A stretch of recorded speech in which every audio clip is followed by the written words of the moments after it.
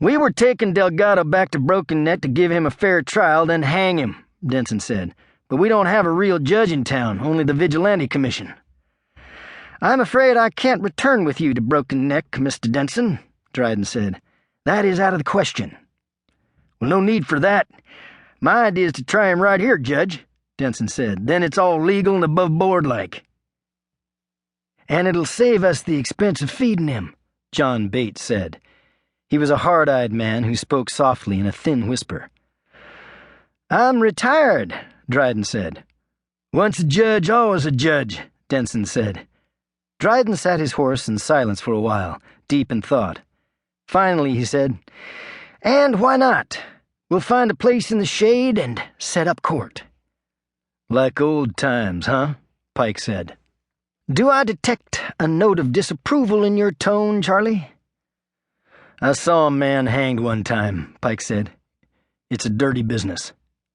"It's the law," Dryden said. Denson found a clearing in the trees, and he and his vigilantes dismounted. Delgado, silent and scowling, showing bruises on his face, was made to stand a little way apart from the others. Bates looked around him. "Hell, Hayes, I don't see a tree limb strong enough to take a rope," he said. "We passed a cottonwood a mile or so back," Denson said. "We'll hang him there." "Ain't you boys rushing things?" Pike said. "The man hasn't even been tried yet." "You one of them kneelers, mister? Or maybe a Quaker?" Bates said. "No, neither one." "That's strange. The way you talk, I took you for one or t'other." Dryden sat on a dead tree stump. "Mr. Denson, I appoint you prosecutor. Major Pike and the 3 men with you will act as the jury." "What about me, Henry?" Loretta said. "Women are not allowed to sit on a jury, my dear," Dryden said. "But this isn't a real courtroom," Loretta said. "Judge, let her sit on the jury," Denson said. "Her opinion is as good as anybody else's." "Very well," Dryden said. "Loretta, sit with the others." He looked at Denson. "This court is now in session. The case seems pretty cut and dried to me, and I see no reason to prolong the proceedings. Mr. Delgado has a long history of crime and violence, but let us hear his latest transgressions." "Judge, all we have is Denson's word for his past crimes," Pike said. Dryden ignored that. "The latest charges, Mr. Denson." "If it please the court." "Very good, Mr. Denson, very good indeed," Dryden said. "Proceed." 2 weeks ago, Delgado was hired as a handyman helper by a married couple named Williams, who owned a farm 3 miles from the town of Broken Neck. They had 1 son. "I see," Dryden said. "Proceed." "Well, Your Honor," Denson said, 6 days ago Delgado scattered Mr. Williams' brains with a section of logging wagon tongue. He then proceeded to rape Mrs. Williams. "Fore and aft," Bates growled. "Please, no interruptions," Dryden said. "Proceed with your testimony, Mr. Denson."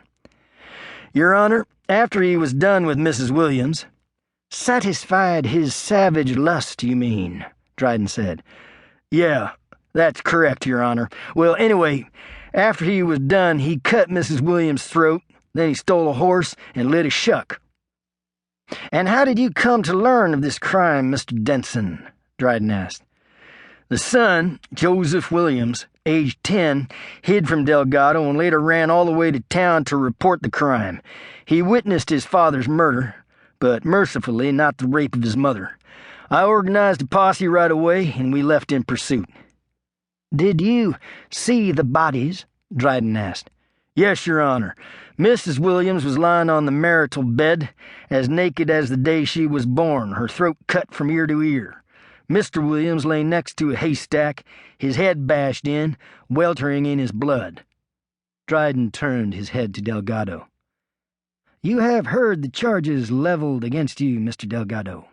How do you plead, guilty or not guilty?" "You go to hell," Delgado snapped. He spat in Dryden's direction. "You have the look of a vicious desperado, Mr. Delgado," Dryden said, "and I'm going to take your statement as a plea of guilty."